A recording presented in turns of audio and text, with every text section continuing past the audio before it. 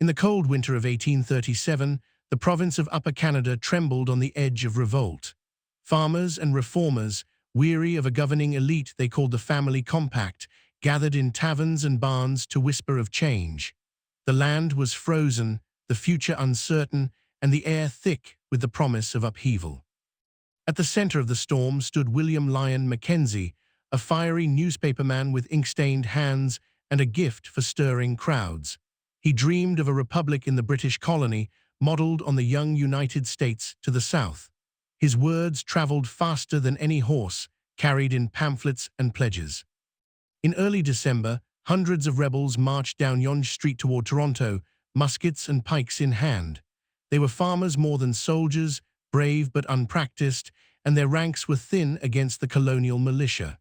A brief, chaotic skirmish near Montgomery's tavern scattered them into the winter dark. The rebellion collapsed almost as quickly as it had risen. Mackenzie fled across the border, and with him went a scattered tide of sympathizers and refugees. They crossed the Niagara River and the frozen expanses, seeking shelter in American towns that welcomed their cause.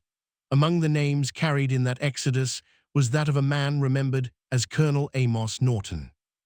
The record of Amos Norton is faint, pieced together from land deeds, family letters, and the half-remembered stories of descendants. He is said to have been a man of some rank in the Reform militia, a colonel by title if not always by formal commission. When the cause failed, he turned his eyes westward, toward the great inland seas of the American frontier.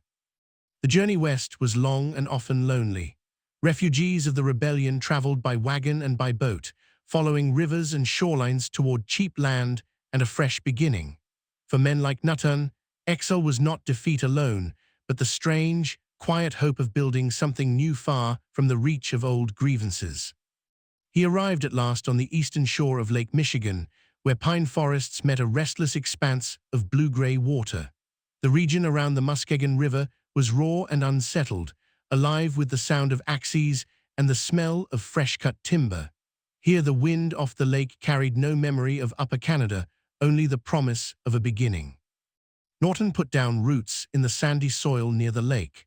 Like so many who came after the rebellion, he traded rifle for plow and grievance for labor. He cleared land, raised buildings, and became one of the earliest settlers whose names would be woven into the fabric of a growing community. The land he chose would become part of a township, and townships in that era often took the names of the men who first shaped them. As neighbors and newcomers gathered around the shore, the area came to be known for the colonel who had settled there. In time, that name would outlast the memory of the man himself. Muskegon in those years was a lumber town, its fortunes riding on the tall white pines that fell by the millions. Sawmills lined the waterways, and schooners crowded the lake to carry lumber to the cities rising along its far shores. Amid this bustle, the Norton name settled quietly into the geography of the place. Generations passed, and the pines gave way to farms, then to roads and homes and the slow spread of a modern city. The rough township became a settled community, and the memory of its rebel founder faded into the background of everyday life. Yet his name remained, fixed to the land like an old survey stake.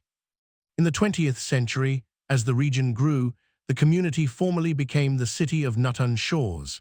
On maps and street signs, the colonel's surname now marks a place he could scarcely have imagined. What began as a farmer's exile had become the enduring identity of a whole city on the lake. Today, the residents of Norton Shores walk streets and shorelines named, however indirectly, for a failed revolution across an international border. Few pause to think of muskets on Yonge Street or of a colonel fleeing through the snow. The connection survives only as a thread, quiet and easily missed. It is a curious kind of remembrance, this. A rebellion that lost its battle nonetheless scattered its people like seeds, and one of them took root here. History rarely travels in straight lines, more often it drifts, like fog across a lake, settling in unexpected places. So when the sun sets over the water at Norton Shores, it lights a place shaped by an old and distant hope.